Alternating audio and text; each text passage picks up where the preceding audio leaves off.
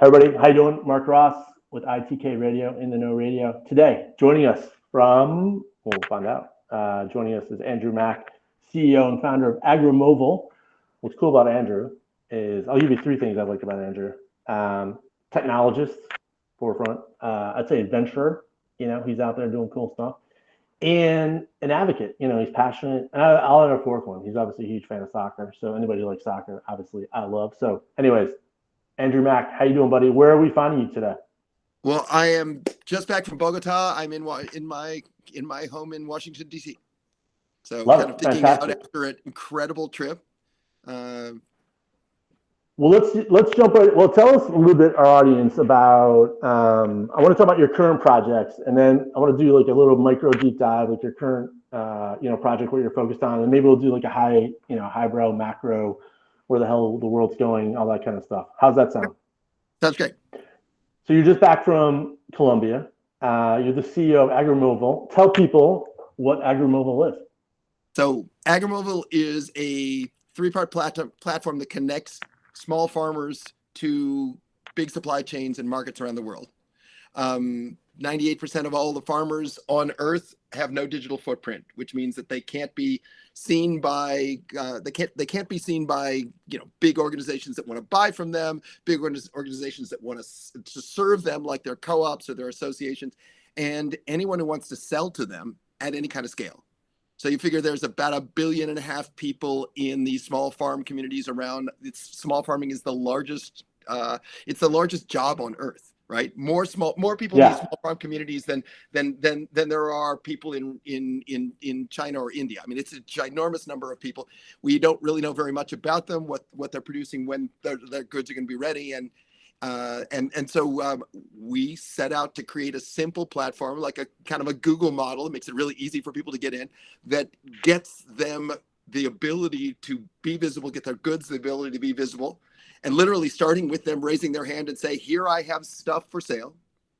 And in so doing, creating a connection between them and the marketplace, allow them to make more money, allow people who want to buy from them to do it more efficiently, and, address the issues around, food security and a bunch of other stuff, and make it more profitable for everybody.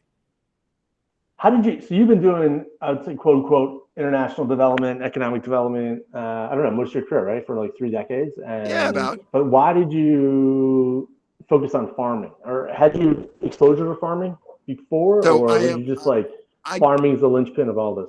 Yeah. So I grew up in the Midwest, so I knew that farms existed. Right, used to drive out from my home in Cincinnati, which is very much not farmland, out to where I didn't know. I'm from. I didn't know you were from the Midwest. Yeah, I spent time in Toledo and Detroit, and you're an Ohio guy. I don't know. That's great. Part of it all. You're in Cincinnati, and you drive west to Danville, Illinois, where my mom's family's from, and to the left of you is corn, to the right of you is soybeans. Pretty much as far as the eye can see, there's Indianapolis in between. That's it, right?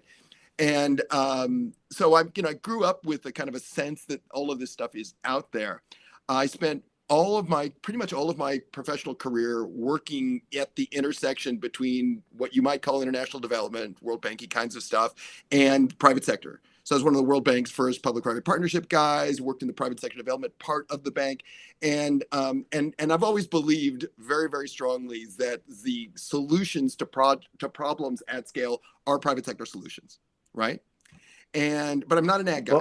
Well, why you said private sector? Because they just got the resources and the wherewithal and skill, or you just got to get them involved. And because fundamentally, while most people are nice, people take action because they want to make money a lot of the time. And if you want to take a big idea and take it to scale, you need to connect it to sources of revenue. You need to think about it like, what do people want? Small farmers, we did a really interesting thing. I'll explain how I got into work with farmers in a second. But so we before you I want to dig into this before. I think this is an interesting tangent.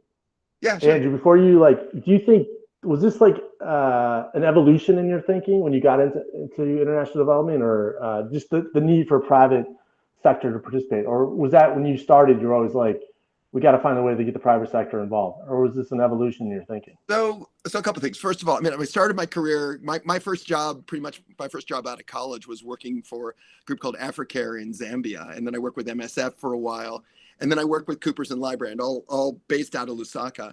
And, you could see there's a lot that you could see the different paths to success. And one of the things that I noticed is that, the private sector has certain attributes that just the nonprofit sector couldn't possibly, right? You get scale.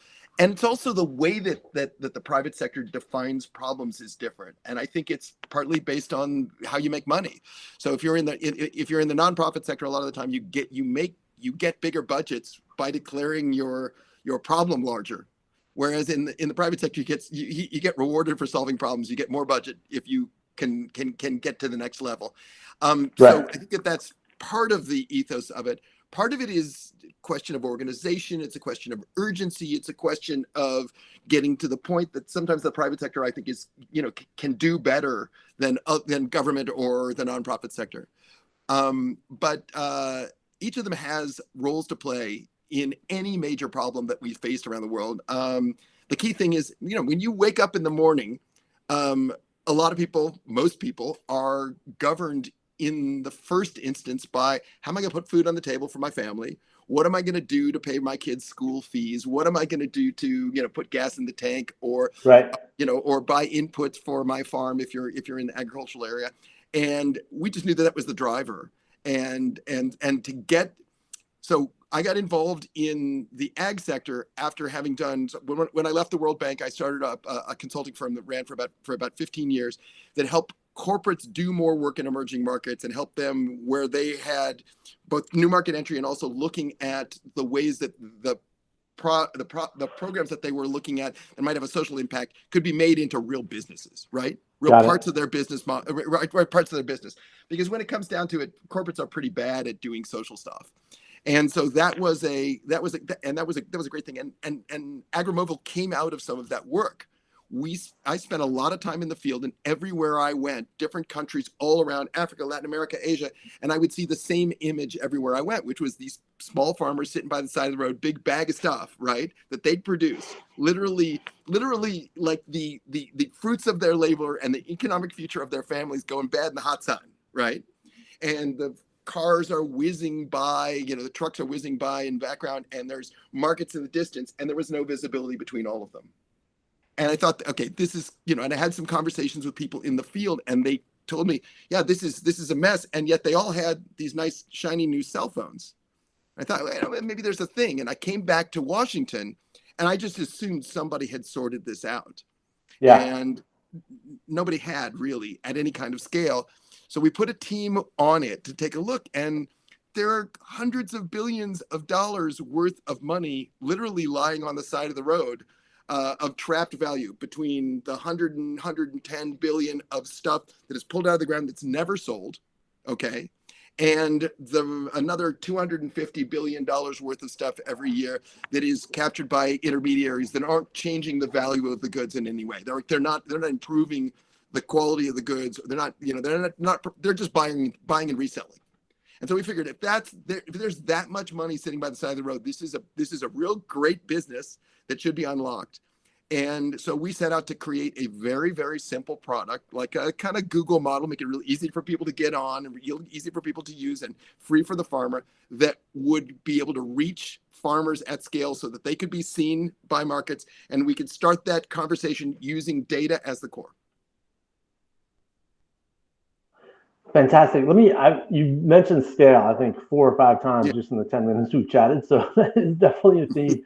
Can you step back, just being from your background as a, entrepreneur, you've had, you're founder, you're out there, you're creating technologists. It seems to me there's been different ingredients to make Agromovil happen. Obviously your skill set of international development, your understanding of technology and scale, user-friendly access kind of platform, and also just recognizing like pattern matching, seeing product on the side of the road, to also you've seen people actually holding cell phones or mobile phones. Can you just talk about how Agromovil came together, how it needed 4 or 5 things to happen for it really to come forward? That's great. That's a good.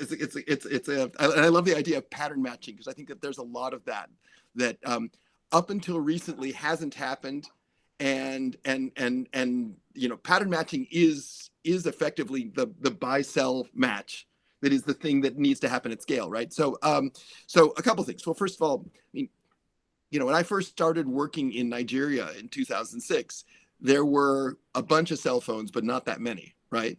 Right. And fairly soon there was a cell phone for every man, woman, and child in the largest country in Africa. So you got places like Uganda where the cell phone companies are the three biggest taxpayers, things like that. So that whole revolution is taken off. So that's one piece of the cultural change, one piece of the sea change that we're seeing, is that not only everybody has a cell phone, right? They already know how to use them. Many of them are using apps. And they call them, in West Africa, they call them yam phones, the dumb phones, right? The old feature phones.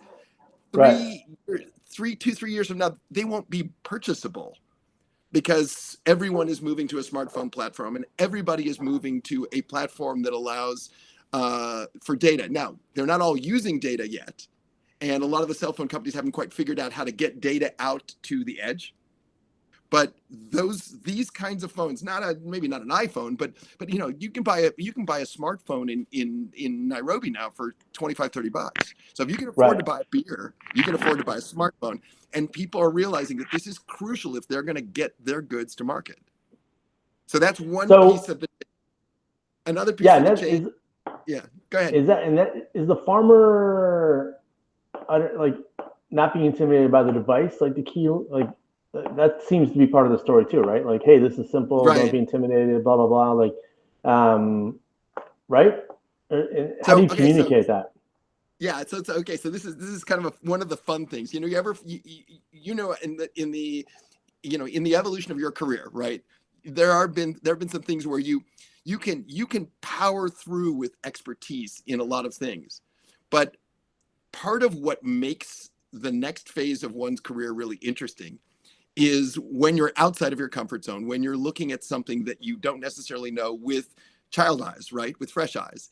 And one of the things that I think has been a great benefit to me has been, as the founder of the company, has been that I'm not an ag expert. And so as a result, I'm not intimidated by all the things, because I don't have this sense of what's not possible, right? Yeah, there's a huge advantage of not knowing sometimes. Exactly. And so we tried really hard. Since I've got that in large amounts, we tried really, really hard to take advantage of that. So the team has a number of people on it that have ag backgrounds and ag tech backgrounds and things like that. But we also have a lot of people who are, like, our CTO is a data science AI kind of guy. He knows scale really, really well. And I know the world really well. I've worked in probably 80 countries. And one of the things that we noticed really early on in our conversations with farmers was that there are people like Rockefeller who are doing great investments in things like helping people increase yield. And there are people who come to us as a company, probably 3 a week, with a better bag, a better seed, a better process. They don't have a way of getting it to the edge, and they're not.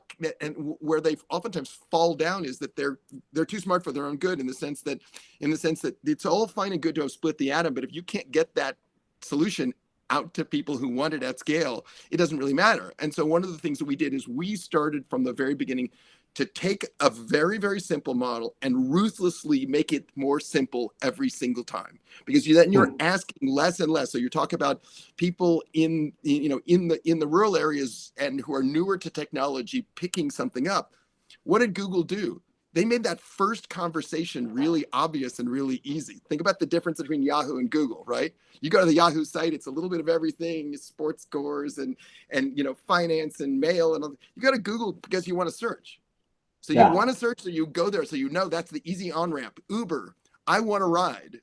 That's an easy place. And then all the other things that happen on the background can happen because I'm already in, right? And you want to make whatever it is you do simple enough so that people that you've never met and people that your team has never met can explain the platform one to another, right? I love that. Yeah, spot on. So that's one thing. The second thing is you need to make it urgent. There are lots of people who've worked on this, including very large companies like Safaricom and people like WeFarm that raised $40 million. And What they end up building oftentimes is something that is too elaborate for the user, right? I mean, I look at some of these, and I speak 4 languages and have a master's and been all over the world. I couldn't figure them out. So I can only imagine what it was like if you're a newer technology user, who is accessing the platform in what maybe your second or your third language. It's just too much. And so what we did, we actually, when we launched in Colombia, smack dab in the middle of COVID in 2020, we made a huge effort. After that experience, we got 1,000 people up on the platform in 4 months, right in the middle of COVID. So we had to do it all through partners. And 150 communities, users 17 to 71, 500 tons of goods. It was a total success as a pilot. And then we took the platform down and we said, okay, what can we take out? Because the simpler it is, the less friction there is, the more you can get to scale. The key thing, Mark, is you were asking before why scale is so important. The key thing is that if we want to address any of these stuff, market access, but also things like, farming as an employer or farming as a source of credit or, climate, migration, all of this kind of stuff, you got to make it as simple as possible and as low friction as possible so that people can get to it at scale. We're solving in the same way that we're trying to solve a lot of questions around how do we increase entrepreneurship, like single needle tailoring. We're trying to do it in, 2 small batches. We want this to be something that, like Google, can spread like wildfire and is easy and obvious. And that means you've got to keep it ruthlessly simple, and it's got to be connected to the thing that matters to the farmer most. And when we talk to the farmers in those, imagine sitting around in circles in those little white plastic chairs out in, community centers and schools out in the countryside, what farmers said universally was, I don't care how many avocados I produce, I care how much money I take home. Because that's what matters to my family. That's what matters to my kids. That's what's going to keep my kids as farmers, as opposed to me convincing them to leave farming and go to the city and try and do something else, is if they can maintain a farmer's lifestyle and still make enough money to live and to feel prosperous. These are great lessons, the easy and obvious, I love the idea. Like, it's so simple. You can tell your friend how to use it. I mean, that's a great lesson for any entrepreneur. Let's talk about the other side of the equation. Obviously, you got sellers involved too. What's the outreach there? What's the communication? Generally, I think there's interest in quote unquote emerging markets, but how do you access it? If I'm a buyer, how do I get involved in this platform? So one of the things that we realized early on is that trust is super important in the equation, and that we're not going to reach farmers one by one, right? I mean, even a platform like Google or like Uber ended up reaching a lot of their users through their own networks. You remember at the very beginning with Google, where you would have to get to Gmail, you'd get an invitation from a friend, and you use the power of the network. We are working around the world with large supply chains, whether that's the Guinness supply chain in Ghana, which has 30,000 members, and we're working through Guinness, we're working with Guinness as our partner, or big co-ops in Tanzania, like the Tanzanian Horticultural Association, that's 40,000 members, or credit unions like Comultrasan in Colombia. And the idea is you reach people through their trust networks that have lots of people in them, right? And you don't come in as a separate company from outside. You come in as a friend of the family, so that people will give it a try. You make it easy for them to access. You show them show the people who own those supply chains that they can use the data and make money using that data, because then they become our customers. And you enable them to. There are 3 kinds of people that really need to understand what farmers are doing. People who want to buy from the farmers, people who want to service the farmer, like their co-op, who have as a goal of getting the information out into the farmer's hands. And then you have people who want to sell to the farmer, seed producers, people who do credit, people who, anybody who wants to sell to the farmer. And all 3 of those guys need data. And so that's basically the way that we approached it. And it's very straightforward, but we're going to always start with a trust network, because that also lowers the barrier to acceptance from somebody. So Comultrasan people help us train Comultrasan farmers, right? And Taha people help us train Taha, and Guinness people help us train Guinness farmers, and that works really nicely. So the idea of you're trusted, you're part of the family, like you're bringing your best practices, you're committed to the country, to the market. You want to see them succeed, not extract, but you're really investing in the people. I think that's like a very powerful message. I imagine that you're reinforcing Well, and daily. and Like we're think not about here it. for the short term. Yeah, it's so Guinness is investing in Guinness's people, right? So Guinness Right. wants to know what's coming in, so that they can plan and so that they can manage their risk and they can track the impact on people like women and youth and the like. At the same time, Guinness wants to be able to push out to the edge messages about how to improve practice, and also how to to spur demand, like demand notices. So we've got the capacities. The platform has actually three pieces of an app that connects buyers and sellers, messaging, and analytics. And the messaging part allows us to push that stuff out to the edge, which is great because small batch communications. If you think about it, think about the number of things that you learned the very first time. We've done a lot of our work around, nothing for me. And it's the repetition that makes it work, right? And small batch repetition. And so what we've done is we've created that system so you can if Guinness is doing a training, or if Taha is doing a training about how to produce better sorghum or better avocados, right?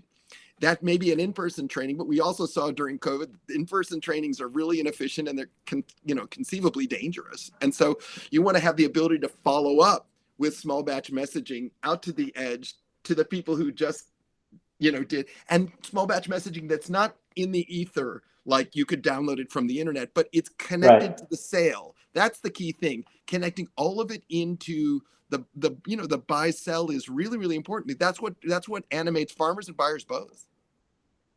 Andrew, I want to talk about obviously our vice president Kamala Harris. I think it's still in Africa, or she's just finishing up He's in Zambia trip. Yeah, I think she's still there. Before, I want to definitely talk about that, but I want to talk about how you decide what countries to go into. Maybe 3 or 4 criteria, or there's 180, give or take, countries in the world. It's a big planet, but where, like, when you say we want to go to Colombia, Tanzania, like, what are some of the criteria? What's some of the advice you can give for people that are thinking about working in emerging markets? And if you can be precise about what matters to you, like, do you have is there a special fourth requirement that says, this is a country for us?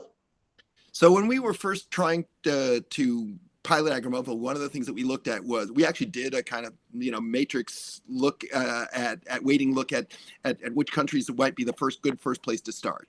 Did that, and let me, before you, like, that matrix, did it evolve, or is that a work in progress too, or was it just like educated, like, based on your decades of experience? It's really simple stuff, Mark, that you would think of as very very obvious. That probably fits with a lot of the kind of communications work that you're doing for your clients.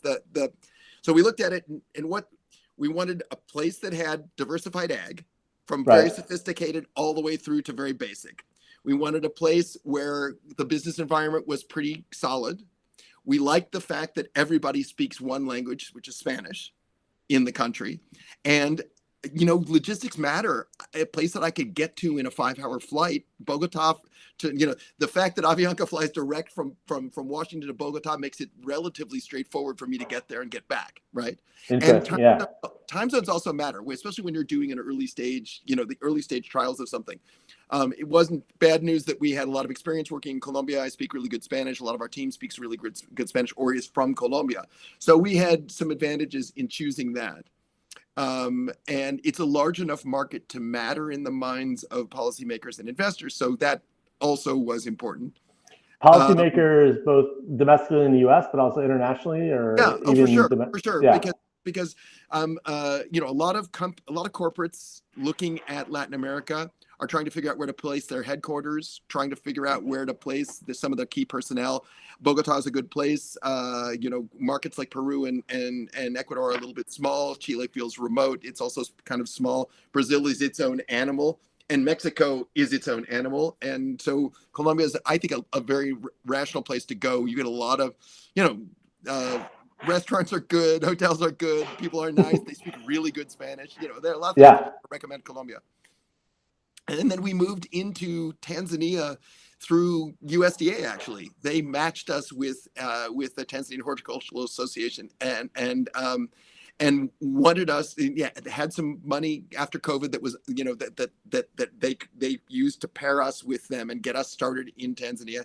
It went so well that more funds unlocked for West Africa, and we got paired with Guinness there. And that's kind of how those two countries evolved as use cases for us, but both were on our list of countries that we really wanted to work with.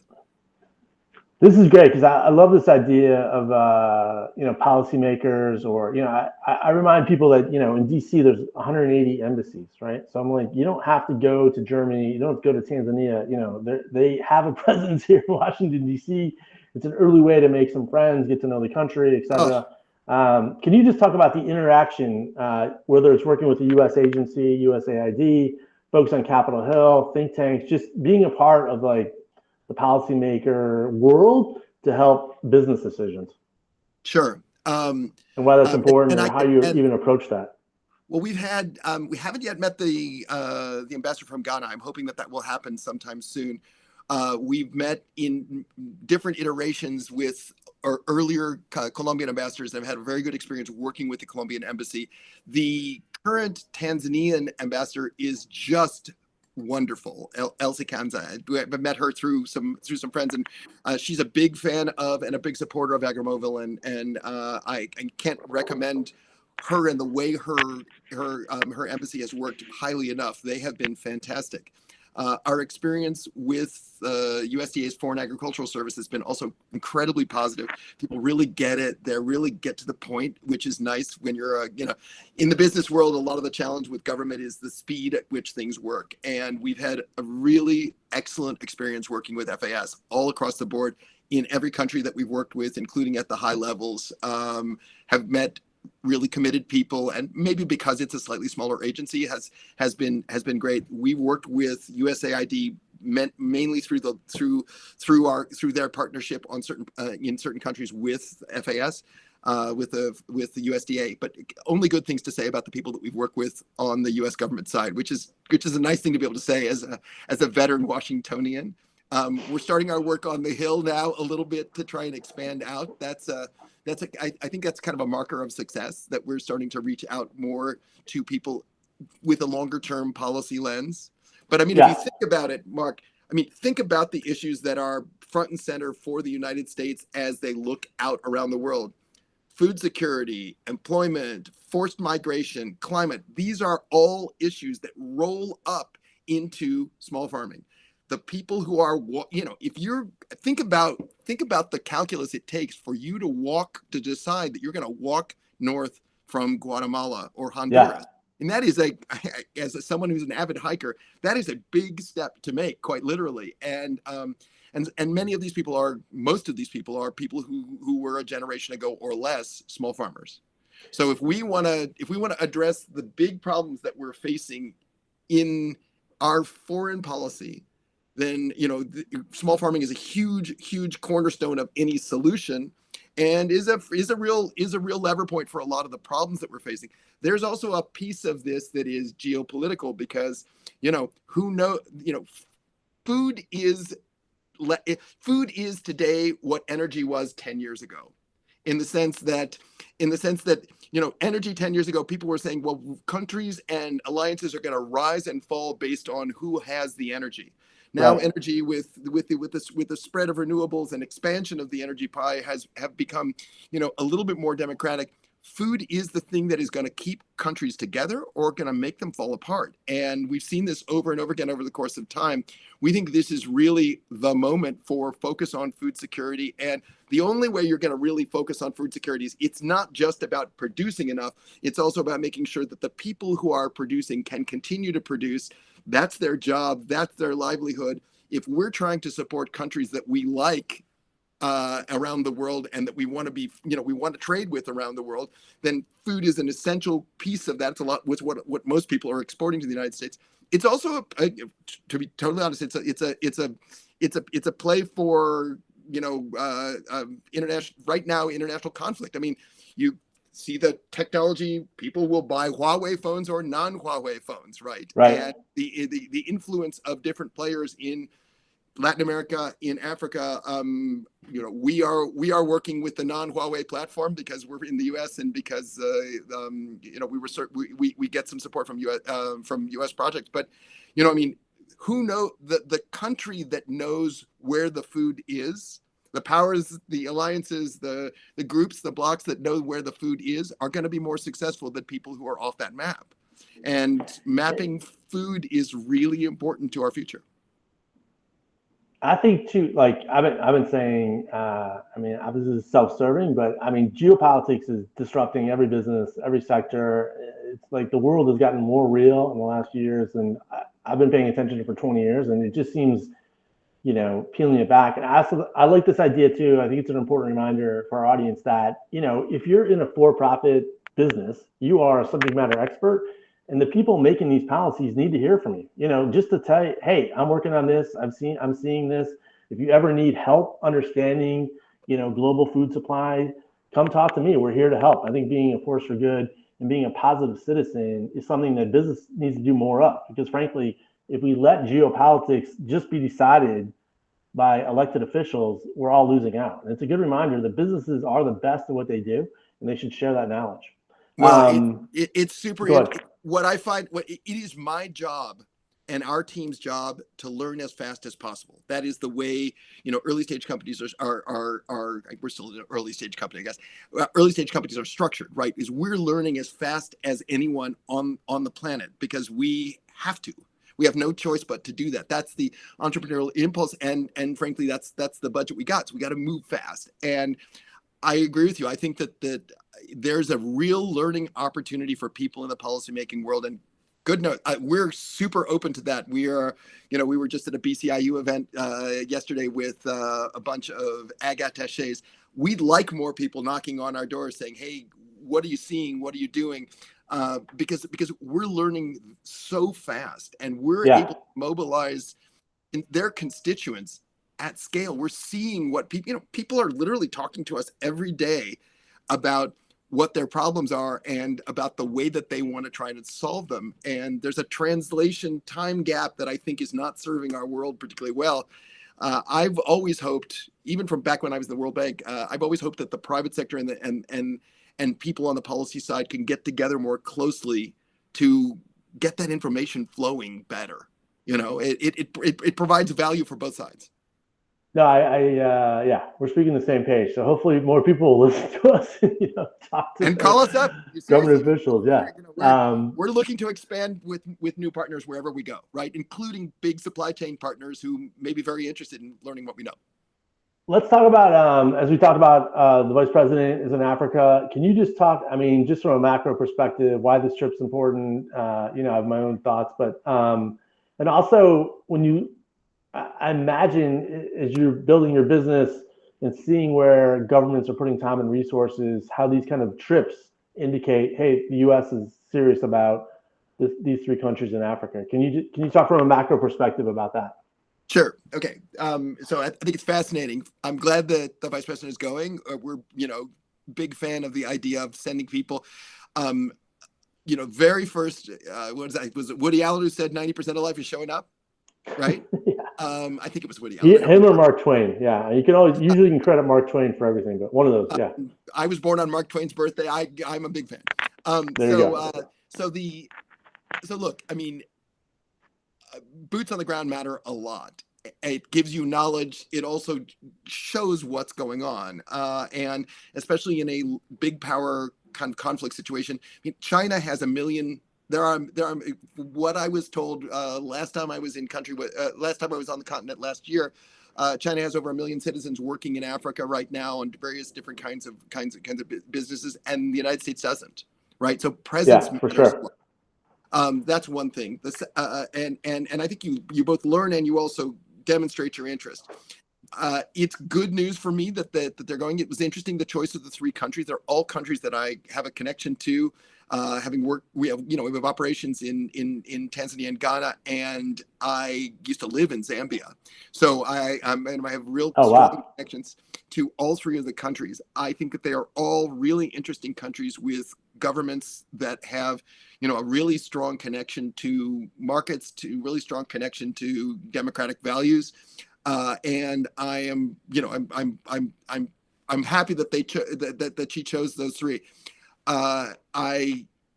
She put out a statement about $1 billion worth of, or the White House put out a statement about $1 billion worth of money aimed at women and entrepreneurs. Right. I am hoping very much that a big boatload of that is going to go into the place where most women work, which is in agriculture, right? And great idea to do it with an entrepreneurial focus. If you ask me, the number one entrepreneurial thing you can do is get women smartphones, because women disproportionately around the world do not have them. And that'll help them get access to market. One of the things that I have learned after, I think Tanzania was my 34th country in Africa, if you can imagine that, is that Africans are incredibly entrepreneurial. To mean extent, we don't need to teach people about entrepreneurship. We can teach them about how to run their business better, and things like that, and show those what we've learned. But people are incredibly ambitious. They're incredibly entrepreneurial. They're incredibly creative. What they need is tools, right? And the single biggest tool, the tool that is going to change the world, is this shift between not having a smartphone versus having a smartphone 3 years from now. So I am hoping that. I think it's very important. We got to do a lot more to show that we're present. There's the old saying, "Don't tell me you love me, show me you love me." So let's show the Africans we really are engaged, and Latin America similarly. And one of the biggest things that I would do is get phones get phones that are useful in the hands of women, because that gives them that gives them market access. Apps like ours are democratic in the sense that, they're gender neutral. We don't care if you're young or you're old, if you're male or female. If you're producing, you can put your stuff up on the platform, you can be seen, and boom, you're in the game. The key thing for all of this is great. I'm going to make sure. In the game. Yeah. We don't need to overthink. I think one of the things that happens a lot of times is we overthink it. We over-polish the stone. We know, in a lot of cases, we know what works. Let's just get stuff out in people's hands and let them iterate on it and keep providing simple content on the back end. That's what we do. And I think that's the way to go with all of this. Well, this is great. I'm going to make sure the Vice President's office gets a hold of this recording to make sure this happens. I love it. We're really excited that she's going. There was even there was even some question about whether there were going to be private sector people going on that trip, and we were certainly hoping that was going to be a possibility, since we're working in both Ghana and Tanzania, and we're working with a lot of women farmers. Maybe next trip, Next trip. Yeah. I'm ready. When the Vice President calls, we'll be ready, Exactly. Ready to serve. Well, I didn't prep you for this, but usually we wrap up these calls with something fun, like what you're reading and watching, anything that's on your radar that you've been enjoying or watching or listening to. So I have. And it could be anything. It could be, Yeah, sure. So certainly most recent certainly the most recent season of Ted Lasso is high on my list. Everyone in the family is really, really loving it. And I just Zava. It's all about Zava. Zava. It's too funny. I'm just loving it. If only DC United had such ambition, right? I just got a book from our team in Bogota called Apocalypsis, which I don't remember the name of the author. It's so beautifully written, and I am at the point right now where I can finally read it in Spanish. Really read a really great book in Spanish. I just finished a book of short stories from Isabel Allende, because I'm trying to work the different languages into my everyday to keep them as fresh. And again, it's about authenticity. Yeah, I love it. Go into the room and talk in the local with policymakers. They're going to be able to hear you in a way that is unfiltered. And I think that's really important for everything that a business person who wants to work internationally is trying to do. And certainly as we grow, I'm taking Swahili classes now, just trying to, you want to get there because it's the way to grow a business for sure. It's very exciting. No, that's good advice. All right. That's it. Andrew, thanks for coming. If people want to track you down, follow Agromovil, contact you, what's the best way? Where can we find you on the interweb? So we're all over LinkedIn these days. And so I'm on LinkedIn, as is Agromovil. We do. I'm amac at agromovil.co. If you want to reach out to me personally, and we have a great team, hopefully coming to a market near you, and we'd love to expand our network and expand our partner network. And thanks a lot for the chance. Sit and talk.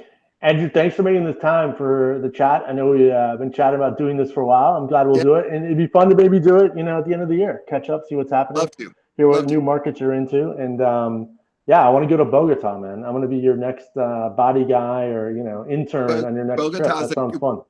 Bogota, for those people who haven't been, Bogota is a beautiful city, and it's got an exploding gastronomic culture. You can get all kinds of really great food and really great beer there. And I wish I could have stayed another week because it was that good. And I've heard the coast is too. Like, it's a very robust, interesting country to go to. Yeah, no, it's a beautiful, beautiful country, and a country where one of the things that we've found, you always find at unexpected things on the road, and one of the things that we've found is that because of the interesting physical dynamics of the country, the Cordillera and all the valleys and stuff like that, people are really getting the idea that moving data is a lot easier than moving themselves and moving their products. And the crazy Darien Gap, right, is in Colombia, right? There's Darien Gap, I think, is in Panama, but they've got all kinds of topography. All the major cities are at the edges of mountains, or almost all of them, and so it's a nice kind of proof point for the idea that to modernize agriculture and do it in a way that brings in everybody, and also frankly makes money for everybody. You need to works. They always say work smart, not hard. Moving data and not people is smart. We have a saying in soccer that the man is faster, that the ball is faster than the man, and the man is fast, and the mind is faster than the ball. Which means if you're going to run really hard, good luck. If you are going to pass the ball, work as a team, you're going to have more success. But if you know where to be, the mind is faster than the ball. If you know where to be and you can plan, you really have the ability to do big things. And I think that's what this is really all about, is giving enterprises at scale the ability to plan so they can wrap in all parts of their supply chain, including small farmers. And, that's makes money. Win-win. Andrew, that's a true hat trick. Way to go. We finished up strong. Absolutely fantastic. Thanks for making the time. Thanks, we'll see you soon. We'll get this posted. We'll share all these show notes. I'll put out the links, and we'll go from there. So, Andrew, Thanks for making the time, buddy. Enjoyed it. Thanks, Mark. Talk to you soon.